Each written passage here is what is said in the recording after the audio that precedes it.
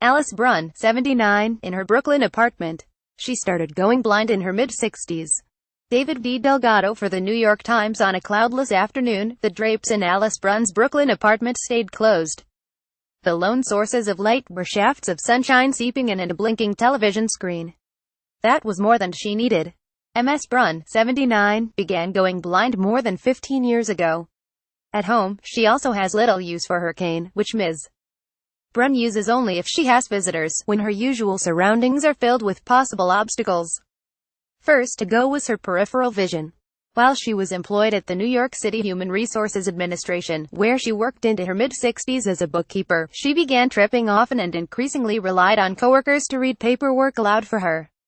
She soon learned she had glaucoma. Within 6 months, the disease had completely robbed her of her vision. It was a turn of fate she accepted with grace. "There was nothing I could do about it," Ms.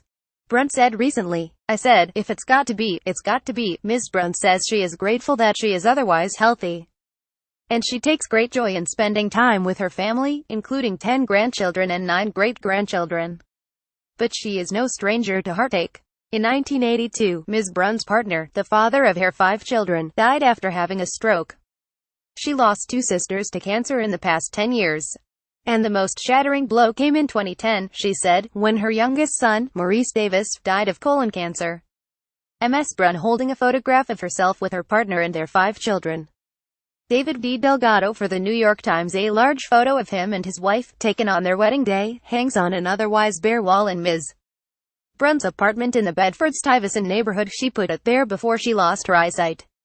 Her greatest disappointment, she said, is that she can no longer venture outside alone. "I used to love going out for walks," Ms.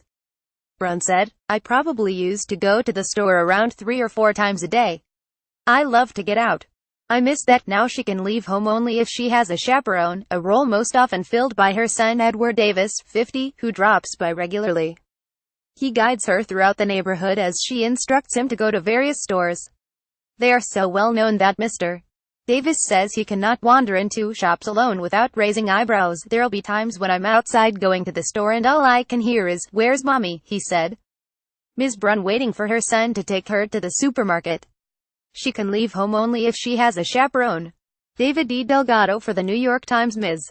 Brunn is particular about her shopping, especially when it comes to food, and she prefers to buy certain items at certain stores. Mr. Davis joked that it was just a ruse to extend their excursions.